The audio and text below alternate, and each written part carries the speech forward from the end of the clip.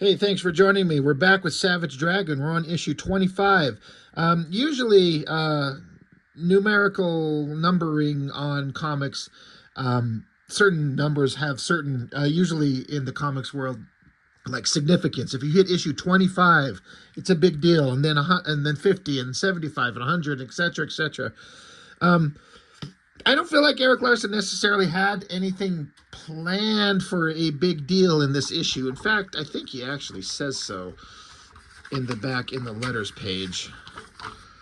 Yeah, he says, I wasn't really planning anything special for this, the 25th issue of Savage Dragon. It seems a bit premature to do any anniversary celebrating, but so many people asked me what I was going to do for this issue. So he basically made a double-size issue. So yeah, he wasn't exactly planning on doing a thing, but, you know, issue 25, it's a big deal, right? We get a cover by Jeff Matsuda. It's a pretty good cover. I'm not a huge fan of it as compared to an Erik Larsen cover, which they reprint his cover here on the inside back. And that's more kind of specific to the story that's going on. It's a double-sized issue, and Jeff Matsuda draws the second story, so that's kind of neat of Erik Larsen to give Matsuda the opportunity to have, there's variant covers. There's Larsen's version and then Matsuda's version. This one, when I was collecting comics at this time, I just had these things on hold and would just they just take whatever issue they had and put it in my hold box at the whatever the hell comic shop I was getting these from at the time. I wouldn't have chosen this cover, but it's fine, no big deal. We're picking up right where at the end of the last issue, which was set up in the issue before that, so issue 23. The Fiend, this character right here, she found Dragon and beat him senseless, basically snapping all the bones in his body and contorting him and making him look really messed up, and then took Dragon and dropped him into some like big smokestack where Dragon would be trapped while he's wounded. The point being is that Dragon's body all these bones were snapped and he was trapped for a long stretch of time. And so his body has rapid healing, but his body healed together in this completely screwed up way. Arms and legs pointing the wrong direction, his jaw dislocated, but his body just kind of healed him up, but it did heal him up to be like the perfect physical specimen that, Dragon has. And in the last page of the last issue, Dragon was found by his friends. They took him to a hospital, and the last thing we saw was Mighty Man standing right there, and it said that it was saying something to the effect of like, I'm going to break every bone in your body. And so that's where this cover right here picks up on that story. Dragon's there, and Mighty Man balls up his fist and just starts pummeling on Dragon. Then we get this awesome, basically silent double page spread of Mighty Man just snapping Dragon's body apart. This is all intentional. It's not supposed to be really a surprise. We know what's going on. But Mighty Man is breaking all those bones that healed together wrong so that the doctors can reset them in the right way. I'm sorry, I'm just looking at this image of Mighty Man there, and it's almost the same thing as the cover. It's pretty epic, and Larsen gets pretty gory, and I like that. Ink splatter all over the place. Just Mighty Man just beating the shit out of him. Gotta get Dragon back into fighting shape. So we gotta snap him into pieces, and that's what we've got here. The doctor's like, all right, that's enough. You've given us plenty to work with. We'll have you break some of the smaller bones in a couple of hours so we can reset that. So they're like, all right, Mighty Man's like, good, thanks. Glad I could be here to help. So this is how they put back together the Dragon. And I think it's a really interesting take. This is the thing that I mention about Erik Larsen all the time, is how he takes superhero concepts that we're very familiar with and then does a crazy, weird spin on them that I've just never seen before. There's so many characters out there that have that rapid healing factor. It's such a kind of a cliche thing. And Dragon has it. These characters got to get beat up and cut up and shot up, but they still got to live to fight another day, right? But I've never seen a book, especially at this time, where the character got his body snapped into multiple pieces and then the rapid healing factor put him back together wrong, so now they have to snap his bones again to make him right. So it's an interesting take, and there is an audience in the overhead kind of watching. This is one of the cops. I can't remember his name. It'll come to me, but he doesn't like the dragon, so he's loving it, watching Dragon get his ass beat. This guy right here is just kind of an interesting side character that Larsen just threw in here just for whatever reason. This guy was kind of we followed his narration in the last issue. He's a cab driver, and he was having some philosophical conversations with Dragon at the time, and now he's just here watching the whole thing go on. And another interesting component that Larsen just decides to throw in there randomly that I was kind of not expecting when it happened. So you got Super Patriot here. You know, he's watching with the rest of them, and you know, the doctors say that he's going to make a full recovery. So Super Patriot stands up. He says, "All right, great. You kids try and get some sleep. I need to get back to the front. There's a war on." He's referring to the gang war. Ever since the death of Overlord, the super-powered villain who runs all the organized crime in Chicago, the city that they're in, he's dead. So now all the remaining super villains are all trying to fight for who's going to be in control, who's going to be the new leader, and it's just kind of broken out into this huge gang war that's just fucking up everything. So he's like, I got to get back out there. The part that I was talking about that kind of caught me off guard is, so Super Patriot stands up, and he's like, I got to get out there. There's a war on. And as he walks away, you've got Rapture and Dart. And Dart just kind of sighs. And she says, if he were 30 years younger.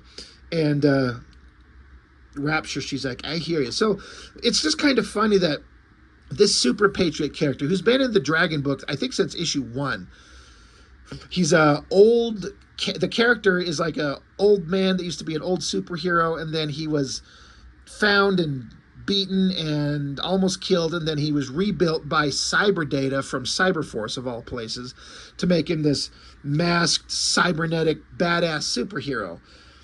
And the girls are just into him. It's just kind of funny that they just kind of like, oh, he's so handsome, he's so hunky. They'd fuck him if they could.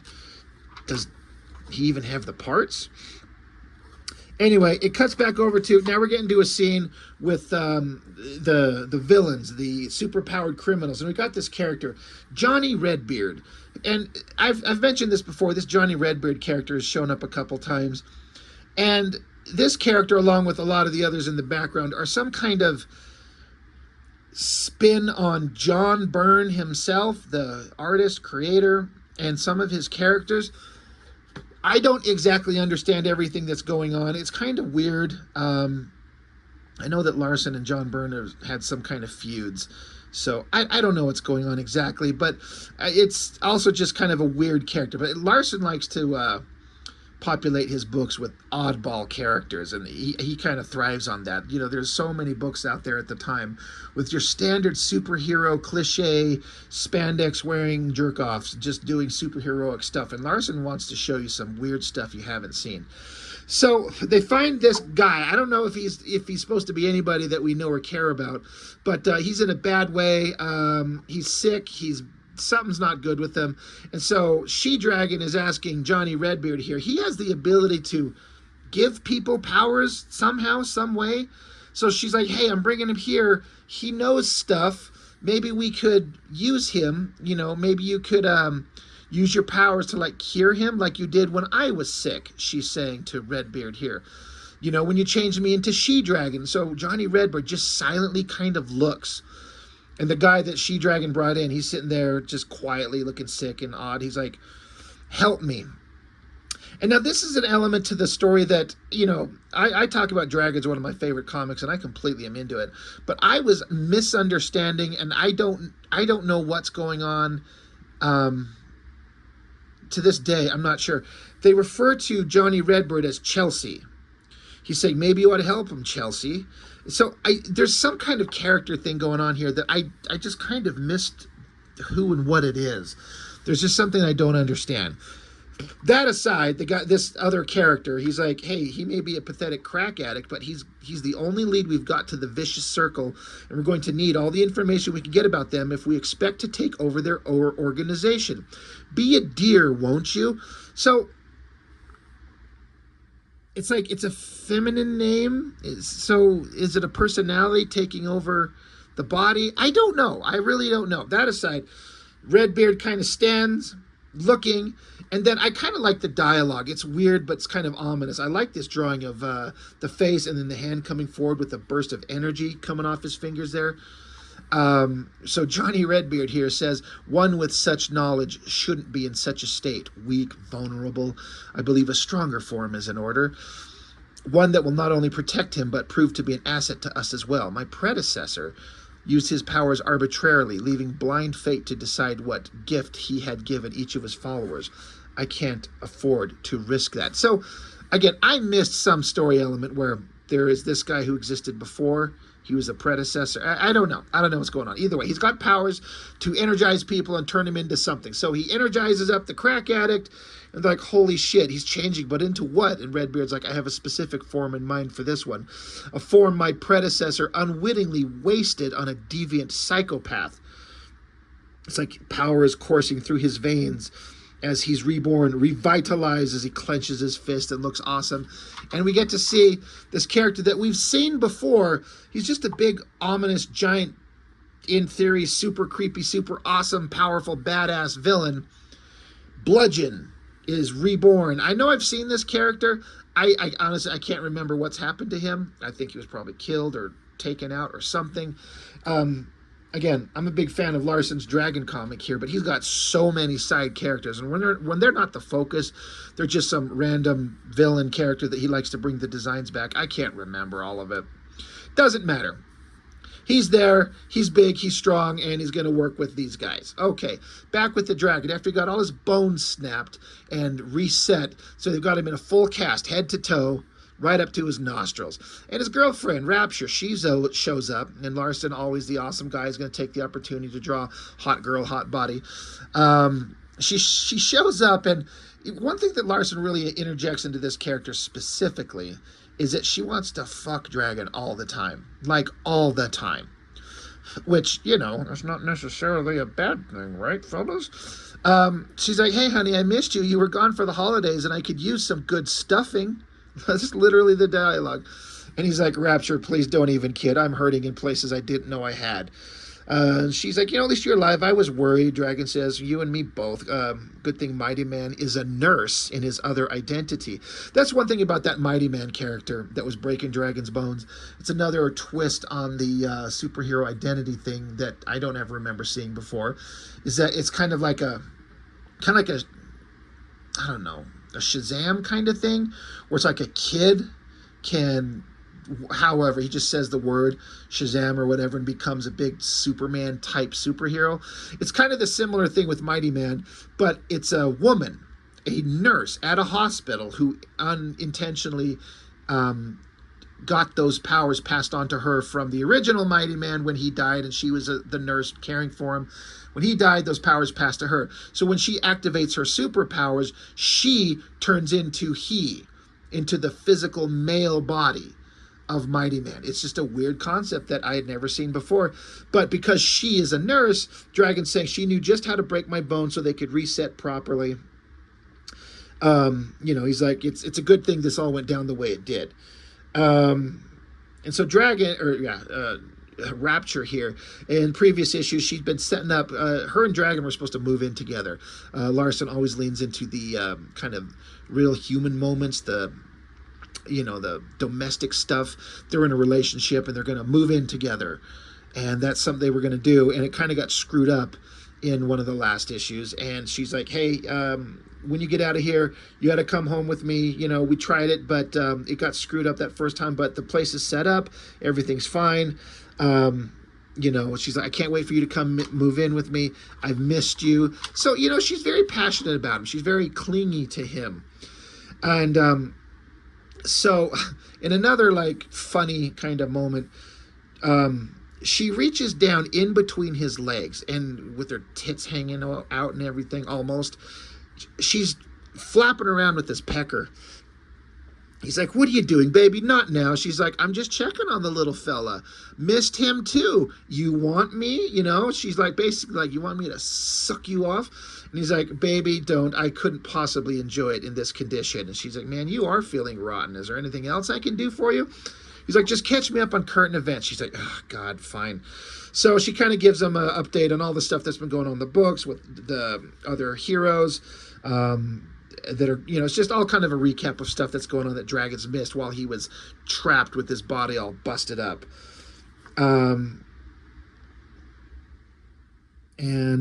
So now this cuts over to one of my this is one of my favorite scenes. I love this stuff. Erik Larsen, again, he's got 1,000 different characters and all these villains, and he keeps putting this fucking brainy ape guy at the forefront. And he's typically, historically, been just a mindless, like, guy who just a big bruiser, a brawler. You know, he can talk, he can think, obviously like a human, because that's the whole point of the brain, but it's in the body of a gorilla, and a gorilla is exponentially super strong. It's super awesome.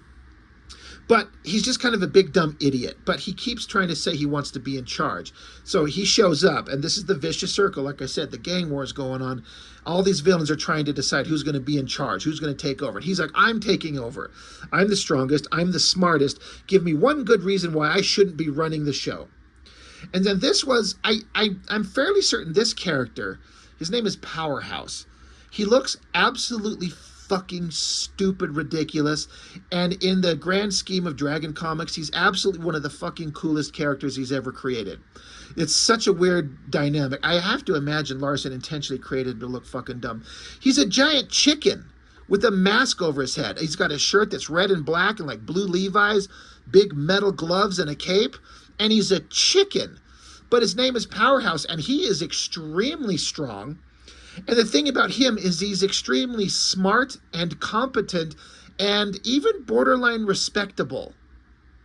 Like, the character is interesting. The design is outrageously stupid, and that makes it stand out drastically. I can't remember for sure, but I think this is the first time I started really paying attention to the character, because he just keeps showing up here and there, bits and pieces. And this little speech that he gives is one of the times I was like, okay, this guy is kind of interesting. Because again, Brainy Ape showing up, which also, spoilers, it's going to be revealed down the road and not too far in the future. The brain inside the jar, it's actually the brain of Adolf Hitler. Like, literally, no joke. And that's when they cross over with Hellboy. The brain literally gets taken out of the jar, and it's running around on its own two little brain stems, carrying guns. It's ridiculously funny. But anyway, Brainy Ape, he's like, I'm the smartest. I should be running things. Give me one good reason I shouldn't be running the show. So Powerhouse, he chimes in. He stands up and says, because you're an ape with an exposed brain, for Christ's sakes. Because you smell and nobody can stand to be in the same room with you. Because you're argumentative and belligerent. Because you want to junk all of the infrastructure that Overlord set up and start over. He put many things in place, and we'd be foolish to toss out the good with the bad. This war is hurting all of us. Freaks are killing each other and wrecking the city. We've got to pull together and pick a new leader based on merit and consensus of the whole group. You may do well if this was just a matter of brute strength, but we can't afford any more bloodshed. That's insanity. And he gets in his face and points at him. He says, besides, nobody's going to take orders from a talking gorilla, Brainy Ape, so forget about it. Like, he just puts Brainy Ape in his fucking place and gives him all these reasons. But, like, you're stupid, you're smelly, you're a jerk, no one likes you, and all your ideas are dumb. So fuck off. And so Brainy Ape just kind of skulks off. He says, I said one good reason. Stupid. So just in a single page with two of these ridiculous looking characters is some of the funniest characterization and, like, character building that I really enjoy. And again, Powerhouse, he becomes awesome. Just a giant chicken with a mask over his face. It's so ridiculous. So now we're getting back to a story element that was introduced in the first Dragon, the original Dragon miniseries. Way back then, in the original 3-issue miniseries, one of Dragon's first missions is, there was a bunch of, I don't know, bad guys, terrorists, whatever the hell they were holding some hostages. And this chick who looks basically exactly like Mary Jane, and that's intentional on Erik Larsen's part, he saved her life. And ever since then, she's been after him. She is trying to fuck. She just wants to fuck him. Like, she's just into him. She shows up and she's like, I've been trying to find you. You know, I've finally caught up with you. What is it going to take to get together? And he's like, oh, Amanda Mills, just the girl I've been wanting to see. And she's like, what? Excuse me. He says, no joke. I've been thinking about us. And Dragon keeps trying to put her off, but he keeps trying to find a way to get her to lose interest in Dragon himself. He says, you're grateful because you thought I saved your life and you want to repay me. And she's like, oh, yes. And he says, but I didn't really save you. Star did. Fact of the matter is, I couldn't save you. Those creeps that kidnapped you had you dead to rights, and you'd have been killed if it wasn't for Star. That's why your desire for me felt so wrong. Star was the big hero. Star saved your life. And if you remember the Dragon miniseries, the bad guy had her in a chokehold with a gun to her head, and Dragon couldn't exactly get a good shot. And from behind, Star, who's basically like the Dragon universe character equivalent of Spider-Man, sort of. He showed up, shot a bunch of throwing stars into the bad guy, saved her life. That's what Dragon's pointing out.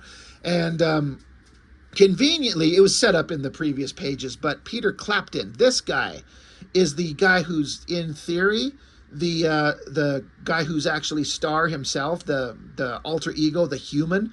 He walks into the room at the same time, and Dragon continues. He says, I don't deserve your affection. I'm not worthy of it. It rightfully belongs to another man. It just isn't right. And she's like, oh, it's all so confusing, but that means, and so Peter Clapton shows up. He's like, Dragon, I've got to talk to you. He's like, Peter, glad you could make it. I believe you've met Amanda. And Peter's like, wait, what? What? Because, you know, he's supposed to be trying to keep his secret identity a secret from this girl. And Dragon's just letting it out. He's just kind of blowing his cover. He says, Amanda Mills, this is the international recording artist, Peter Clapton. But while I can't tell you that he is the superhero known as Star, I sure can't tell you that he isn't. So Peter's like freaked out. He's like, holy shit. And Amanda Mills, she's like, oh my God, Peter Clapton. So he turns and runs out, and she's like, no, wait, don't. So obviously, this is supposed to be a play on Peter Parker and Mary Jane. Because, like I said, Star is kind of like Spider-Man. And here you got the super redhead. So as he runs off, she chases after him. She's like, wait. And so Peter keeps trying to, kind of play it off. Like, no, he's full of crap. He's like, I don't know what Dragon was talking about. I'm not Star. She's like, I know this sounds strange, but everything is happening so fast. But she says, Star saved my life, and I'd really like to thank him properly in any way I can. She says, I'll tell you what. So she writes down on a notepad. She says, here's my address. If you see Star, give it to him. I have a skylight over my bathroom. Nobody would know. Basically, like, show up to my house and you're going to get laid. Like, we're going to fuck. And Peter Clapton's like, hell yeah. Cut back to there's this titty bar that was introduced. I think it was in the last issue. And this character, he was the Chicago Bull. He showed up and started wanted to fight everybody because everyone was making fun of him because he sold out. He was supposed to be one of, part of the people, he's part of the oppressed class of superhuman freaks that they call him in the comics here. And then he kind of sold out and became a mascot for, obviously the Chicago Bulls. He's a guy that's red with horns, so he became the Chicago Bull. And I think he was trying to sell cars and shit like that. So he kind of sold out, and then he lost all his fame, and everyone was making fun of him. So he showed up to start some shit, and he got his ass beat, I think killed instantly. And while they're at this titty bar, somebody suggested, we need some more meat for the kitchen in the back. That was set up in the previous issue. Now his head is mounted on the wall, and all these characters, including a Batman look-alike, this guy's like saying, man, this is a great burger. I've never had anything like it. What do you call it again? And the guy's like, it's called the Newcomer Special, implying they ground up his body, they're serving it as food. While all that's going on, one of the cops gets thrown through a glass wall and smashes into a table, and this big rock guy, whoever he is, just another, interesting looking villain that Larsen's created. He's like, oh, look what I found snooping around your meat, little piggy. And from in back comes this guy. Now, it gets kind of complicated, but this Peter Clapton guy, he's supposed to be the secret identity of Star, and he actually was for a second. And he was the one who actually saved her life, but he eventually got his ass kicked super bad. And then so he hired this bodyguard to take over the persona of Star in the spandex and do the actual superhero fighting. But then he still wants to kind of maintain the Peter Clapton wants to still kind of pretend like he's the guy. He kind of wants the clout, but he's not actually doing the hard work. But the bodyguard, who is actually Star, has joined the police ranks as well. So that's why he's jumping on the back of this guy, being a badass. But he gets his head slammed into the wall, tossed it aside, and they're going to take the cop hostage, and they're all going to kill him. And the cop's like, no, I surrender. And they're like, all right, just take him away and don't kill him. Dead cops are lousy hostages. So we're just setting up that things are really bad. Back with the dragon, he's hanging out with his one of his best friends from the cop police force, Alex. And she's explaining how bad everything is out there. One of the other cops got mauled by the shark guy in the last issue. There's fresh-faced recruits, and a bunch of them are missing already.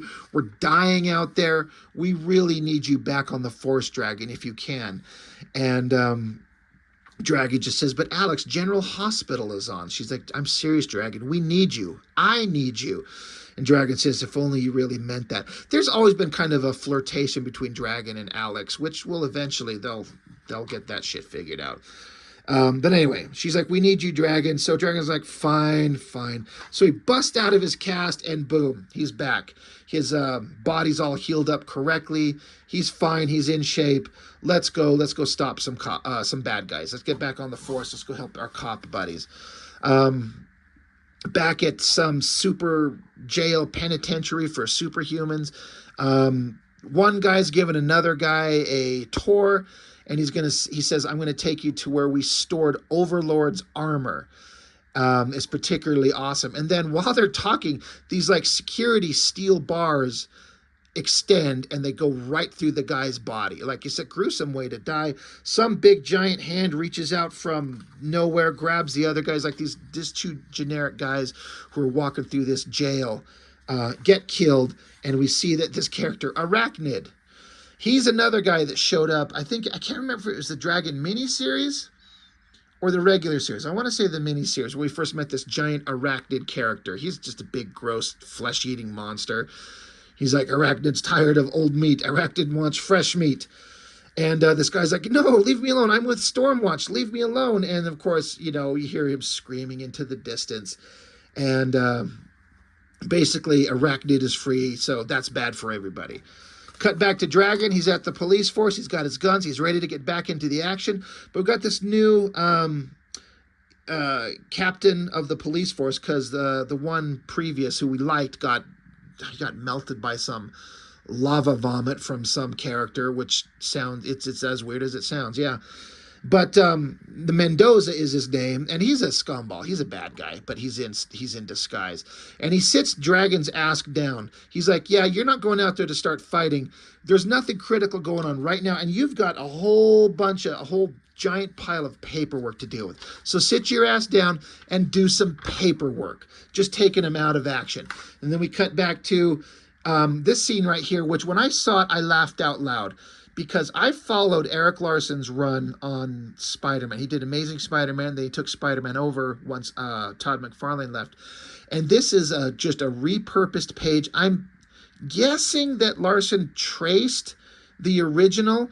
If you remember, this is a scene exactly, like line for line, pose for pose, panel for panel, of Mary Jane and Spider-Man. Spider-Man had his ass beat from fighting the Sinister Six, and he crashed through the skylight, and Mary Jane showed up, and Peter had his ass beat.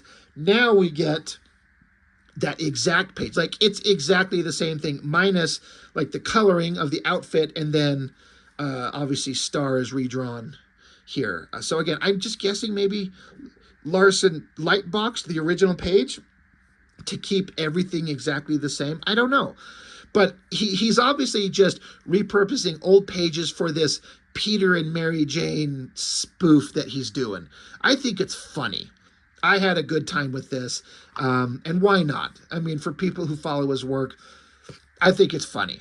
And so it doesn't tell you anywhere, but that's the end of the first half of the book that he did. It doesn't say end. You just flip the page. Of course, some centerfold of my book's coming out, and it just starts out with like the inside guts, like the inside pages always have the credits, and it just starts over a second one. This is Erik Larsen is the scripter, and Keith Giffen was the plotter and storyteller. So I wonder if by storyteller they mean that Keith Giffen did like layouts for Jeff Matsuda with Terry Austin on inks. Jeff Matsuda, up to this point, I'd known him only for kind of drawing stuff over at Extreme Studios, and I didn't like anything he'd done. He was not an artist I was interested in the slightest.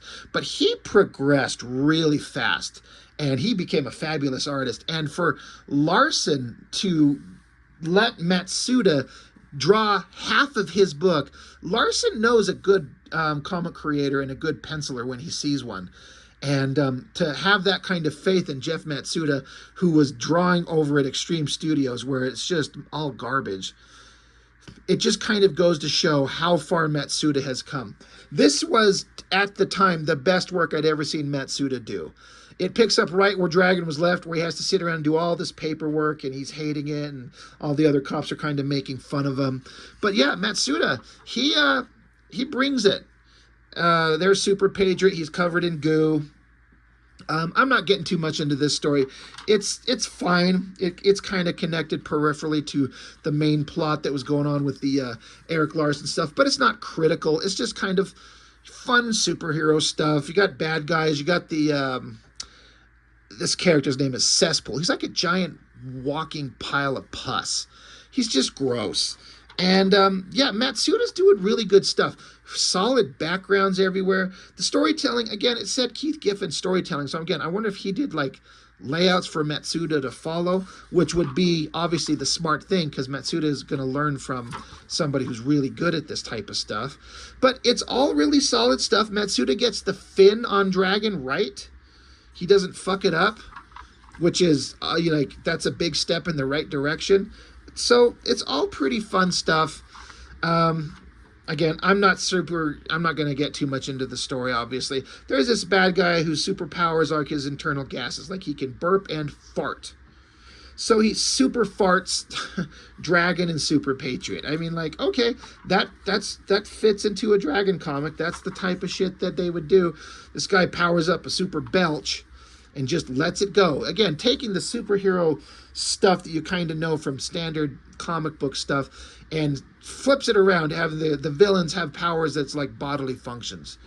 You know, he's got one character, God, I can't remember his name, but he like shoots hyper pressurized, he's got tubes on his arms that are pressurized and fire literal human feces.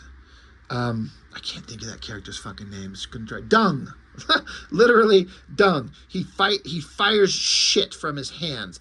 And now you got this character that burps and farts. So it's juvenile humor, but it's pretty fun. That's a hell of a city shot. I mean, again, for somebody that comes from Extreme Studios, who a lot of those guys don't draw backgrounds or didn't know how, Matsuda knows what he's doing. That guy's a talent for sure.